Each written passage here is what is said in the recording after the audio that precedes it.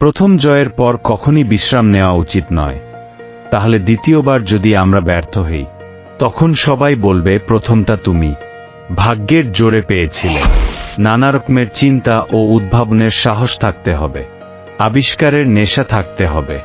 যেই পথে কেউ যায়নি সেই পথেই এগোতে হবে। অসম্ভবকে সম্ভব করার সাহস থাকতে হবে এবং সমস্যাকে জয় করেই সফল হতে হবে। যদি তুমি ব্যর্থ হও অর্থাৎ ফেল করো, তাহলে মোটেই হাল ছেড়ে দিও না। কারণ ফেল শব্দটার একটা অন্য মানে আছে, ফার্স্ট অ্যাটেম্পট ইন লার্নিং, অর্থাৎ শিক্ষার প্রথম ধাপ। সফলতার গল্পে কেবল একটা বার্তা থাকে, কিন্তু ব্যর্থতার গল্পে সফল হওয়ার উপায় থাকে। মানুষের জীবনে প্রতিবন্ধকতা থাকা দরকার।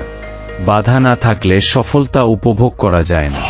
ব্যর্থতা কখনো আমায় টপকে যেতে পারবে না, যদি আমার মধ্যে সফল হওয়ার যথেষ্ট মনের জোর থাকে।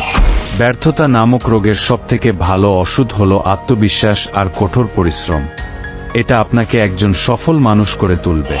আমি দৃঢ়ভাবে বিশ্বাস করি, যতক্ষণ না একজন ব্যর্থতার স্বাদ অনুভব করছেন, তার মধ্যে কখনই সফল হওয়ার যথেষ্ট ইচ্ছা থাকবে না। নির্দিষ্ট লক্ষ্য, ক্রমাগত জ্ঞান সঞ্চয় করা, কঠোর পরিশ্রম ও হার না মানা মনোভাব, এই চারটি জিনিস মেনে চললে যে কোনো কিছুকেই লাভ করা যেতে পারে।